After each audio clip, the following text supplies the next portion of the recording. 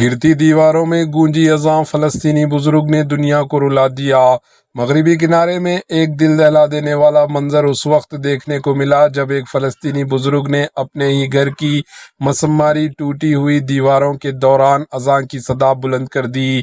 واضح رہے کہ مغربی کنارے ویسٹ بینک مشرقی وسطی کا وہ فلسطینی علاقہ ہے جو دریائے اردگان کے مغربی جانب واقع ہے اور برسوں سے کشیدگی اور تنازعات کا مرکز بنا ہوا ہے۔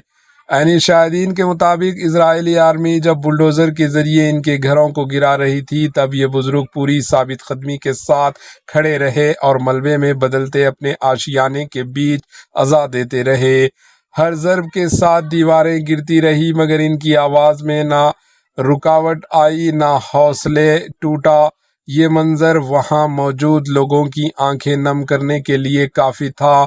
ایک طرف چھت بکھر رہی تھی، یادیں مٹ رہی تھی اور دوسری طرف ایک کمزور جسم میں مضبوط ایمان کی جھلک دکھائی دے رہی تھی۔ یہ واقعہ نہ صرف فلسطینی عوام کے دکھ اور تکلیف کی عکاسی کرتا ہے بلکہ ان کے حوصلے، صبر اور اپنے عقیدے سے وابستگی کی ایک طاقتور مثال بھی پیش کرتا ہے۔ Bureau report, AHN news.